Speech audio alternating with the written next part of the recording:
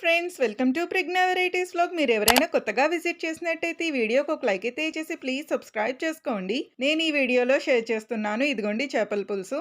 బెండకాయలు వేసైతే చేస్తారు కదా, అలా చేశానమాట. కుక్ చేశాను కానీ ఇది ఏ చేపో నాకు తెలియదన్నమాట. మీకు తెలిస్తే కనుక నాతో కమెంట్ సెక్షన్లో చెప్పండి. దీనికి కాంబినేషన్గా బిర్యానీ కూడా ఉంది, అది కూడా షేర్ చేస్తున్నాను. Fish shorts and biryani shorts మాట. ఇదిగోండి చూసేయండి. చేపల పులుసు అయితే బాగా వచ్చింది, బెండకాయలు వేసి చేసింది. చాలా మంది చేసుకుంటూ ఉంటారు, నేనైతే ఇలా చేశాను బిర్యానీ కోసం అని చూపిస్తున్నాను.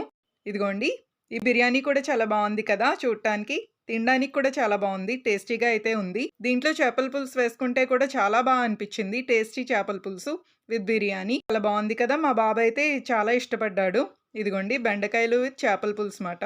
చాలా మంది చేసుకుంటూ ఉంటారు, బాగుంటుంది బెండకాయలు వేసి చేసుకుంటారు. మీలో కూడా ఎవరైనా ఇలాగే చేపల పులుసులో బెండకాయలు వేసుకుంటారా? అయితే నాతో కమెంట్ సెక్షన్లో షేర్ చేసుకోండి. మీకు ఈ వీడియో నచ్చితే ప్లీజ్ లైక్ అండ్ సబ్స్క్రైబ్.